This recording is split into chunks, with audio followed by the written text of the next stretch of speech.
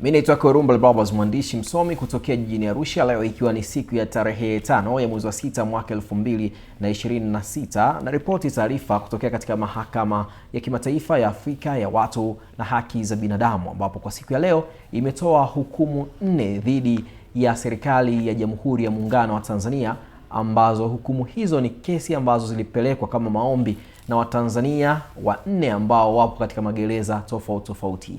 Kesi ya kwanza ilikuwa ikimhusisha Idi Kiture.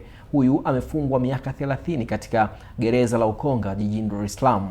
Asili yake ni Morogoro, ambapo alishtakiwa kwa kosa la kufanya kitendo cha kubaka na akakutwa na hatia ambayo imemfanya awepo katika gereza hilo la Ukonga, na alileta maombi katika mahakama ya Afrika akiomba kwanza kupewa fidia kwa kipindi chote ambacho amekaa gerezani, lakini cha pili anadai kwamba wakati wa uendeshaji wa kesi yake hakutendewa haki kwa sababu alipitia hatua zote, ikiwemo hukumu ya kwanza kutokubaliana nayo, akaenda kwenye mahakama kuu kukata rufaa, lakini ikatupiliwa mbali, na akaenda kwenye mahakama ya rufani, pia ombi lake hilo likatupiliwa mbali. Kwa hiyo alikuja katika mahakama hii akiomba ahueni kwanza ya kesi yake ifutwe kwa sababu anadai kwamba haikufuata misingi ya haki ya kisheria, hasa kwenye kumpa haki zake kama binadamu.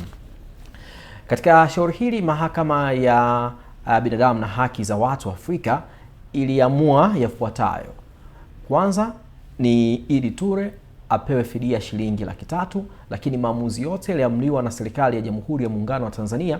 Mahakama hii imejiridhisha kwamba yalifuata misingi ya sheria na haki za binadamu, hivyo hawawezi kutengua au hawajatoa maelekezo yoyote kuhusiana na hukumu hiyo. Kwa hiyo ataendelea kutumikia tu hiyo miaka 30. Lakini kesi zingine zilizobakia hapa ni 3, na hizi kesi washtakiwa wake wote walileta maombi na wapo magereza tofauti wakisubiria hukumu ya kunyongwa itekelezwe dhidi yao kwa sababu walikutwa na hatia ya kufanya mauaji kwa kukusudia.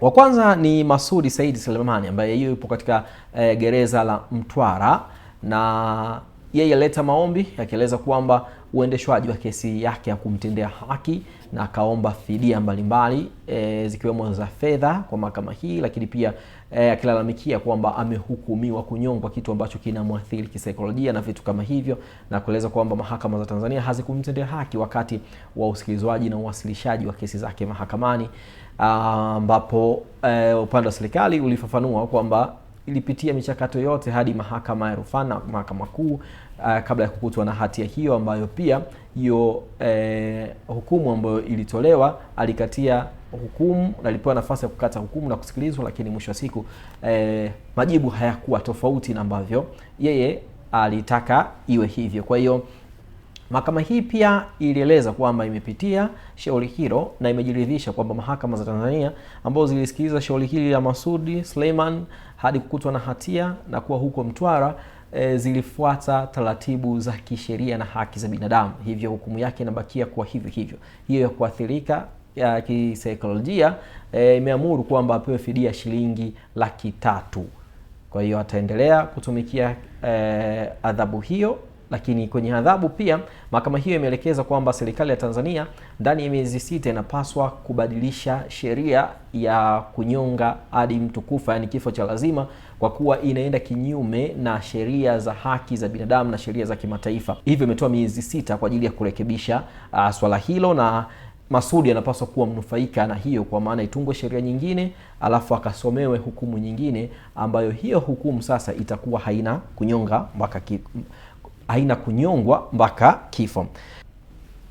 Kesi ya 3 inamhusu Godfrey Gabias pamoja na Elias Ndimba, ambao wao wapo gereza kuu la Lindi. Pia wapo gerezani wakisubiria adhabu yao ya kunyongwa mpaka kufa, yani kifo cha lazima kutekelezwa. Waliomba maombi kadhaa mahakamani, huku wakihitaji pia mahakama hii ya Afrika ya watu na haki za binadamu ielekeze serikali ya Tanzania iwaachie kwa sababu ya kutokuridhishwa na namna ambavyo mwenendo wa shauri lao lilivyoenda, lakini pia hao walitaka kesi yao ianze kusikilizwa upya, lakini pia wapewe fidia, na wakilalamikia kufungwa, hicho kifungo ambacho kinapelekea wao wanyongwe na sio kifungo cha maisha na vitu kama hivyo. Kwenye hukumu na wenyewe pia mahakama ilielekeza na kueleza kwamba kwenye fidia, kwa sababu ya hiyo kudai kwamba wameathirika kisaikolojia na nini, wapewe shilingi 300,000. Lakini pia kwenye namna mchakato wa kesi, mahakama hii imejiridhisha kwamba mahakama zote za Tanzania ambazo zilisikiliza shauri hili kuanzia mwanzo hadi mwisho zilitenda haki ya kuwapa nafasi ya kujieleza, lakini pia kufanya hukumu ambayo haikuacha mashaka kupitia ushahidi ambao ulitolewa mahakamani ukawakuta na hatia. Hivyo wataendelea kutumikia adhabu ambayo itaamliwa na mahakama za Tanzania baada ya kubadilisha adhabu ya kifo ndani ya miezi 6 na kutunga sheria ambayo itatoa adhabu mbadala tofauti na kuwahukumu kunyongwa. Kesi ya mwisho ilikuwa ikiwahusu Chacha Jeremia pamoja na wenzake. Hawa wako gereza la Butimba, Mwanza. Hawa kesi yao ilikuwa nzito kidogo, sababu historia ya kesi inaonyesha kwamba kwenye kijiji ambacho wao walikuwa wanaishi kuna mtu alifariki. Baada ya kufariki wakahisi kwamba amelogwa, wakamfuata bibi ambaye wanahisi kwamba ndiye ambaye amemloga huyo marehemu. Kwa hiyo yule bibi alivyosikia anafuatwa akawa nyumbani kwake, wakamchukua, wakamvua nguo, wakamweka kwenye majani makavu, alafu wakamchoma moto. Kwa hiyo kesi ilisikilizwa, mwisho wa siku wakakutwa na hatia, wakawa wamefungwa. Kwa hiyo wako Butimba na wanasubiria kunyongwa. Na baada ya hukumu hiyo kutoka, sasa wao wameiomba mahakama hii kwamba serikali ya Tanzania kwanza kwa hukumu hiyo iwalipe fidia, lakini pia kesi yao isikilizwe upya, wakidai kwamba hawakutendewa haki kwenye usikilizwaji. Mahakama hii sasa baada ya kusikiliza shauri hiyo imeamuru kwamba Tanzania irekebishe kwanza kifungu cha hukumu hiyo na itunge sheria mpya ambayo itaendana na sheria za kimataifa na kuondoa kabisa kipengele cha kunyonga mpaka kufa ndani ya miezi 6, na hukumu itangazwe upya baada ya kusikiliza au kutoa hukumu upya juu ya mashtaka yalikuwa na wakabili, na ndani ya miezi 3 haya mashtaka yote yatangazwe gazetini kwa namna gani ambavyo sheria hiyo mpya imewahukumu. Kwa hiyo hayo ni baadhi ya ambayo yamejiri mahakamani kupitia hizo kesi 4 ambazo Tanzania inaonekana kwamba imefanya vizuri kwa kufuata sheria kwenye namna ya kutekeleza hukumu zake, hasa hizo za mada pamoja na hiyo moja ya jinai ya ubakaji.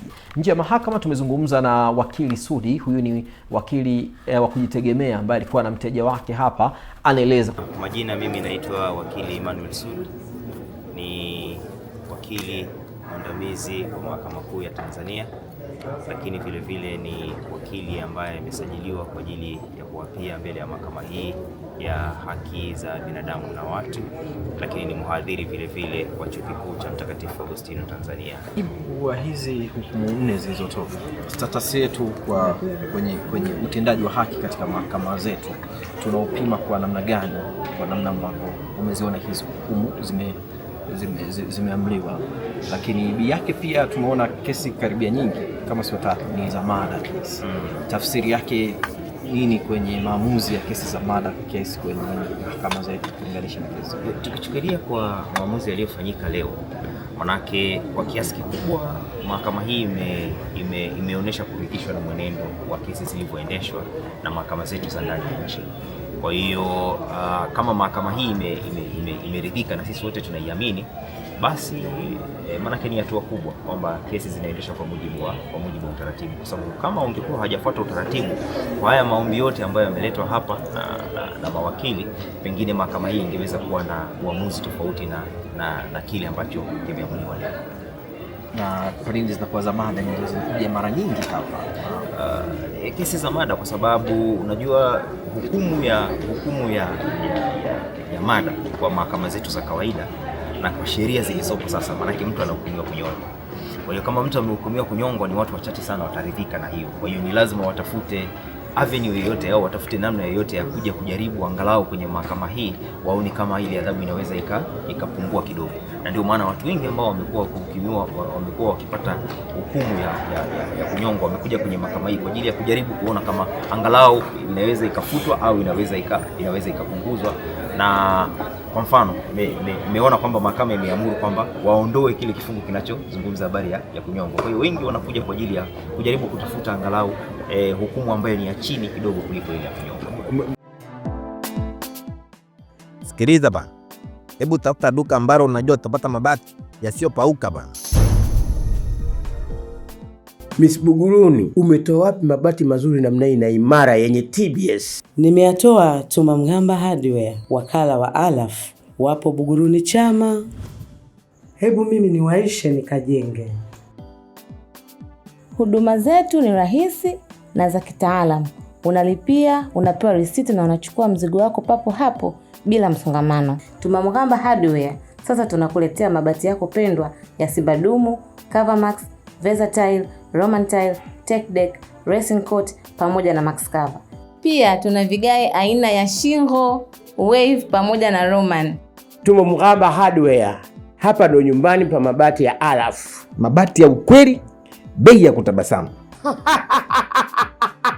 Kwa mawasiliano, wasiliana nasi kupitia namba 0754 300 746 au 0655 300 746. Pia unaweza kuwasiliana nasi kwa barua pepe mghambatumaini@yahoo.com. Tumamgamba Hardware, nyumbani pa mabati ya Alaf.